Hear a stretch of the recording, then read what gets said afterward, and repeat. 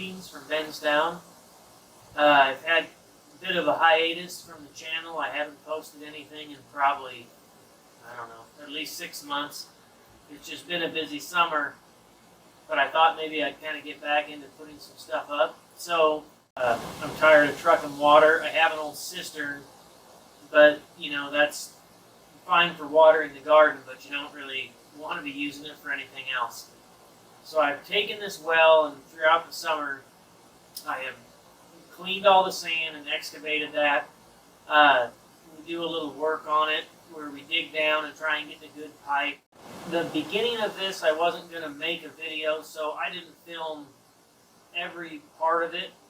Some of it I have filmed, and then the last part where I get the well set up, there's a missing spot in there. So it is what it is, and enjoy, and hopefully it'll be interesting.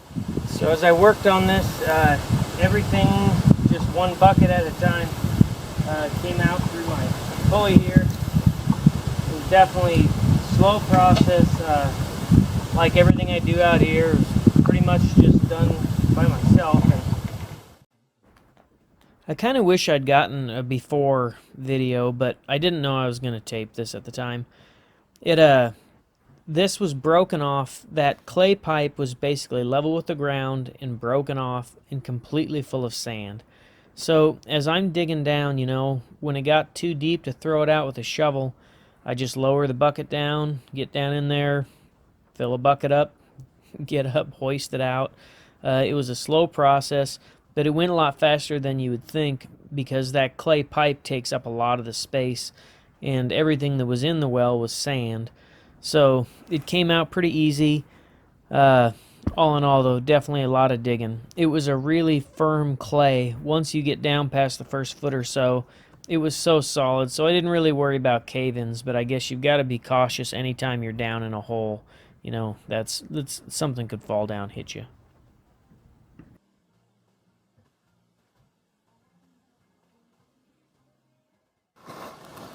So right now what we've got is, I've got all these 12-inch clay pipe sections. Each one has a bell on it. So every single one of those bells provides a place for infiltration, because this is not a particularly tight seal. So water can get in there, bacteria can get in there. A couple sections are cracked. That gives stuff a pathway in, and then besides that, it could collapse and you could lose a chunk of the casing down into the well. So anyway, as this lays in there, my whole well depth is, approximately 25 foot. And what I would like to do is I need to go down 10 foot. So basically, I'll go 10 foot down from the surface. That's where I'm going to join my PVC to my clay. I've already cut this. I've got a 12-inch rubber Fernco, a coupler that'll go over that. And then if I can get down 10 foot, then I'll pour a concrete slab right here, and that'll be a good watertight barrier. And if I have any leakage on these, once you get down below 10 foot, I'm not as concerned about it. And that, frankly, is how the well will help replenish. So that's what I've got. We'll go out there and we'll look at it and see what it looks like in action. Alright, here's what I've got right now. So I dug down about 8 feet. That got me to a solid piece of tile. Right now that well, I've just got there's just a cap setting on it, a barrel lid to keep garbage out of it. Everything I just excavated by hand. My spoil piles all around here. Anyway, that's the hole I've got, and we'll look down there in just a minute. Okay, this right here is what the casing was made of. You can see, like, that's got a split. This is one of the good pieces. The bad ones just kind of broke apart when I got them up and out. So they're about 30 inches. Just 12-inch clay tile like that, and they sit with a bell facing downwards that slips over the next joint. So that's what we have there. Okay, so now we're down in our well. So in here, so there's our water right there. It's only probably about another 2.5 feet to water. That water's kind of nasty. This was completely filled in with sand. I have excavated it a few different methods, but I'm down to good solid pipe. I'm not quite 10 foot, but I'm close enough to where I think it's going to work.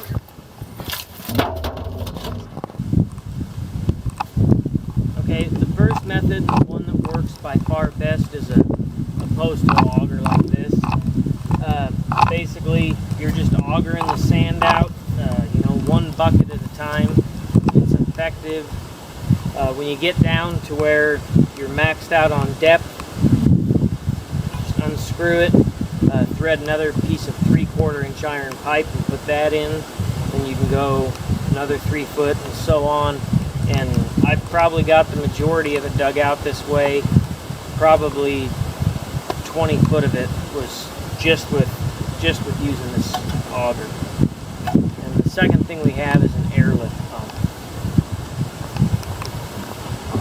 Okay, my airlift pump has some damage. I broke it the last time I pulled it out right there. But an airlift pump, there's lots of videos on them.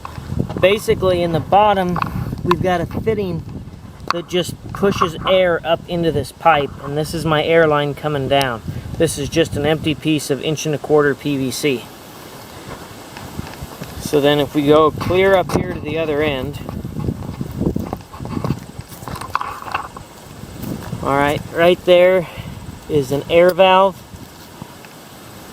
and then at the top there'd just simply be a 90 degree, so it spits everything out to one side.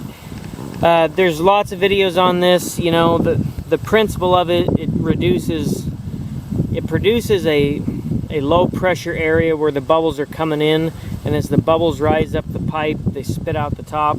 I'll go ahead and include a little video here when I was using it, and it worked, but it wasn't awesome. And you have to have compressed air available, which it won't take some little dinky compressor. You've got to have a decent compressor to do this.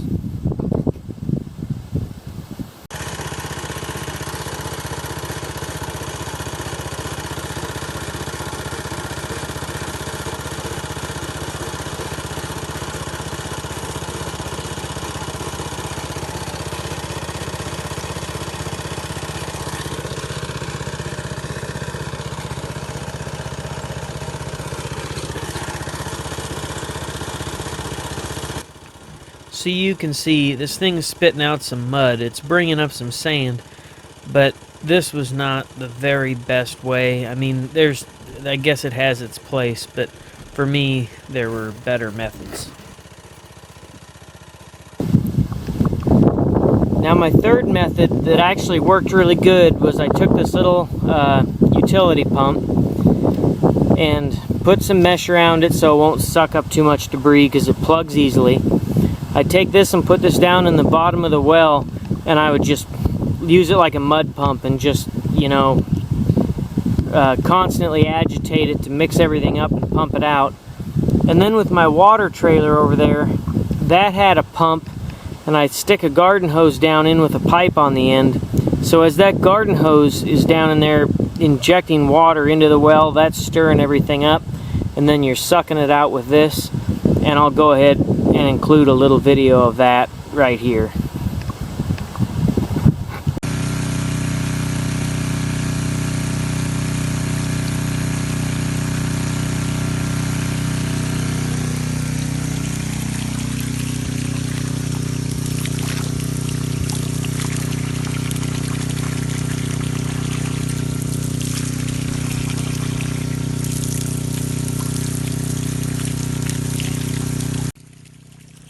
So even though this looks like slow progress, as long as it's bringing out this gray, nasty water, there is a lot of sand in there. So, like here, it pretty much looks like dirty water, but as you take that, if you give it just a moment to settle out, and then you carefully pour away the water like I'm doing here, you'll see how much sand is in the bottom. And I'll tell you, this is a really fine sand. and when I got down to the bottom of the well, it had a tendency to fall out of my other digging tools. So this is just the best way to do it.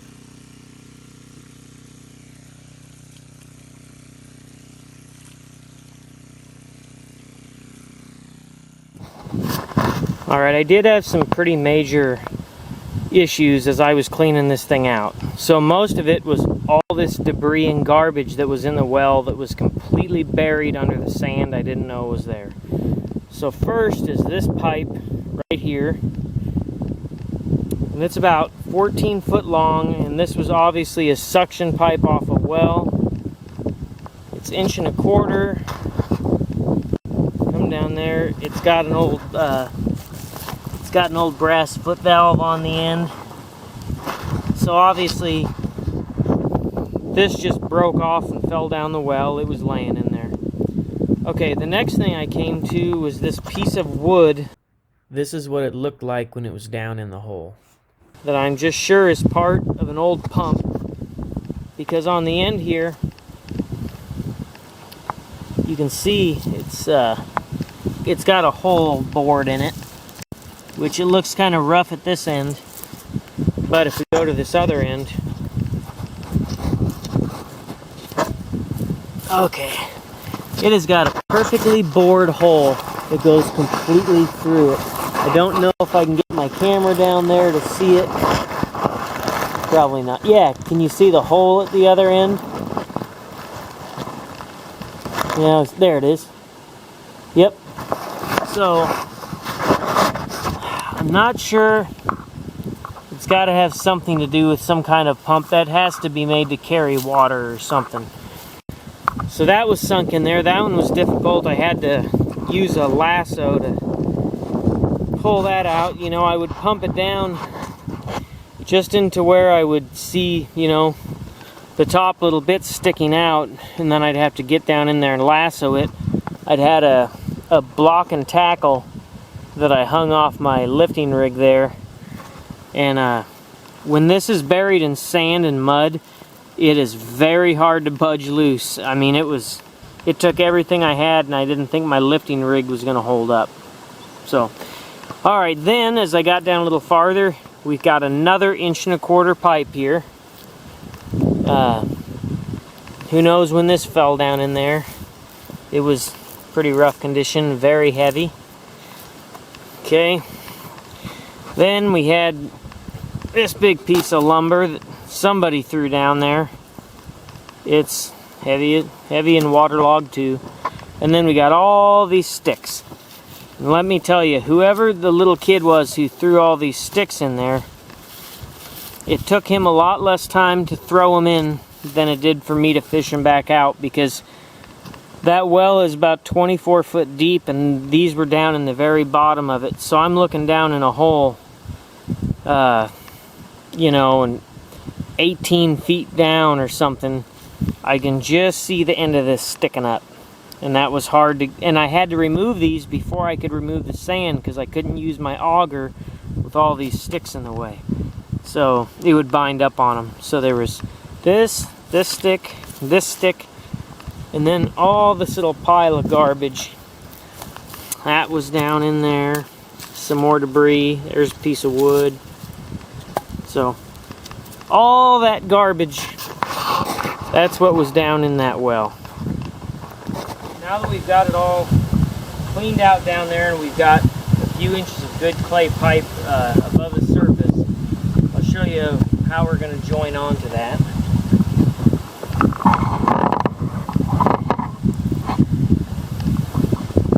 So this is what I've got to work with. The new well casing I bring up is going to be PVC. This is 12 inch. It's DR25. It's really more of a like a drainage pipe, but I didn't want to neck my well down. And there's nothing wrong with necking it down at the top, except that if I ever want to clean it, or you know, I'll have a pump and maybe also a pitless unit when I build my house eventually. So this just gives me more room, and it just maintains the same size all the way up. So anyway, this is my clay pipe. I was able to get a Fernco, one of these flexible rubber fittings that bridges the gap on these sizes. That'll slip right over there down in the hole. Luckily, this pipe is just big enough that this will not slip down inside of the clay. It sits up on top of it, barely. So anyway, that'll go down in there. This is my line. This is a bell and gasket pipe, so this next pipe, it's got a watertight gasket and it slips down over this. So I will pour concrete probably from here to here, and I'll encase this all in concrete so it can't shift around. And then when I set my bell on top of this, my bell will set right to that insertion line if I do my concrete right. And then I'll have a good, strong, watertight joint all the way up to the top. And then besides that, by having this piece of pipe and having the gasket, it's going to allow for a little bit of flexing and moving, like if the ground settles over time. I don't want to make it so rigid that it moves and it breaks the seal.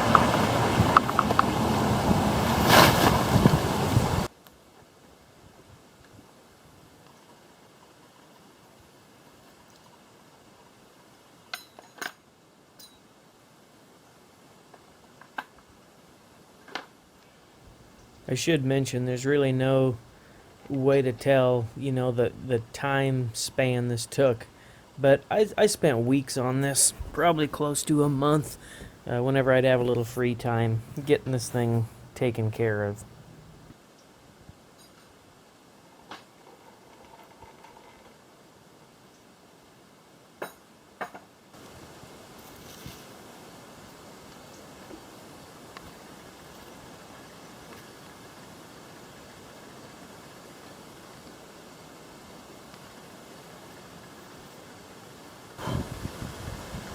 Okay, so I've got this piece of clay all cleaned up, wiped real nice. Everything is firmly tamped. This is just hard clay down here. We're ready to put our piece of pipe on.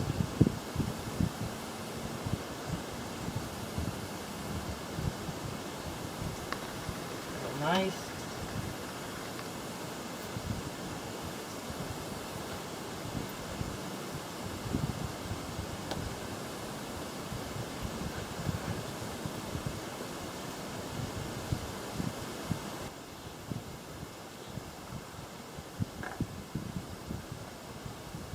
That by itself makes a really nice solid seal. It's watertight. I'm still going to pour concrete around it because I just want to make sure nothing is ever able to move.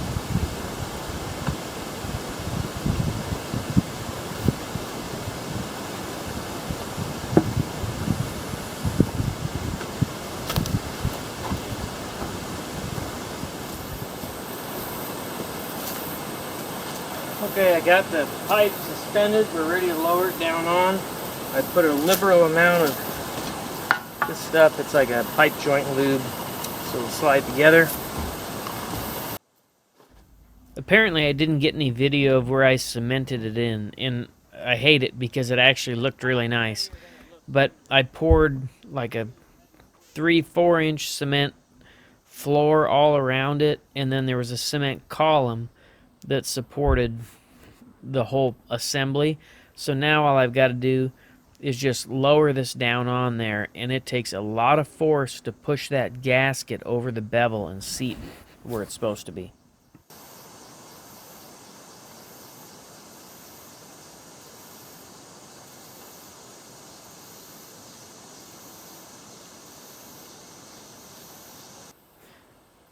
This is that moment where I'm realizing I just don't have enough lead in my pencil to push this thing down there. I mean, no amount of pushing would do it, so you can see the wheels turning. It's like, wow, can I climb up there and stand on this thing and maybe shove it in? I'm telling you, I just could not get this pipe seated, but eventually it does go, and it's satisfying when it does. What I ended up doing is the bevel that I had cut on the short piece of pipe, I had to make it a more gradual taper on the bevel, and that's what did. Pushed a little more. Now we're solidly down on that concrete ring. It looks good. Obviously I'm going to have to cut some of this off. I want to stick up a foot or so, but not that much. So I'm ready to backfill. I'm going to put in a foot, and then I'm going to wet it down and tamp that in, and then put in a foot, wet it down, tamp it in. My clay is what I want to use for backfill. Is pretty dry, so to get good compaction it'll take a while, but we'll get it filled in and then we'll see where we're at.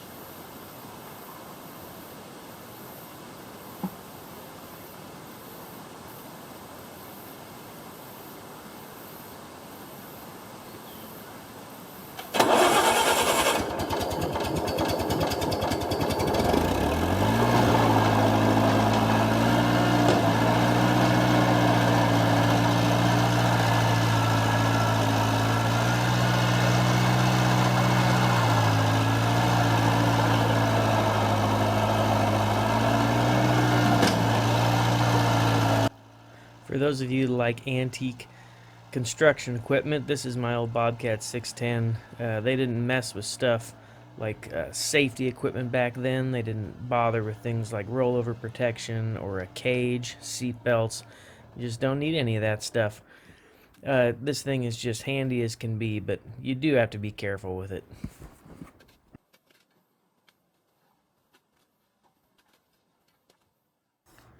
Here's where I really dropped the ball. I didn't film anything, you know. I filled all this in, obviously seeded it, and it's fall now. You know, the grass has grown back somewhat. It works. This old pump I got works real good, and I wish I would have videoed some of this that shows how the pump mechanism works and how that goes together. You can usually come across these old farm pumps. Getting the top part is the easy thing. You see them all the time. Getting the actual pump mechanism that goes down below is the somewhat harder part, to find one that's usable. But if you do, you can still find the cups and leathers and all the parts to make them work again.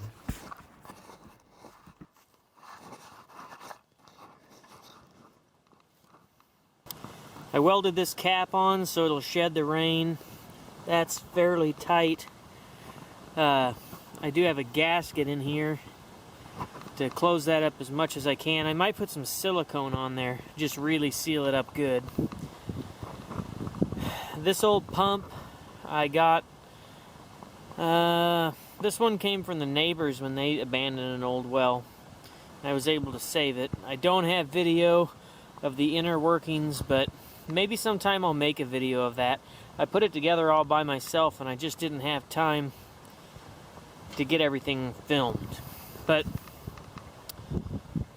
this type of well, this type of pump rather, is never really good for drinking water. I mean, they use these for drinking water for a long time, but there's just too many places for bugs and dirt and contaminants to get in there.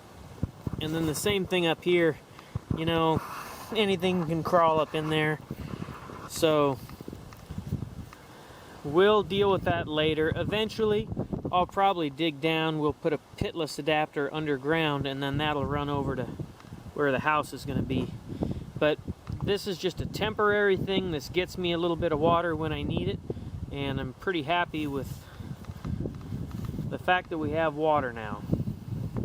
So thanks a lot for watching. I want to add a few more things here. I enjoy comments, but sometimes I get a lot of comments that maybe I could just take care of them right here. So just so you know, with an old well, there's a lot more to it than what I posted here. You could make a whole video on rehab of old wells and sanitation. I do want everyone to know that I chlorinated this well. You chlorinate them to 50 parts per million. You let it sit for 24 hours at least. Then you pump that water out. Generally, you would do some testing at the very least in Iowa, you would do Bac-T testing and nitrate testing. But there's a host of other tests you can do too. If I ever want to drink out of this well, that's what I'm going to have to do, and I will deal with it at that time. Obviously, like I said before, this well is going to need a little bit of work just to get it to that state where it will pass a bacteria test. So, anyway, thanks for watching. Have a great day.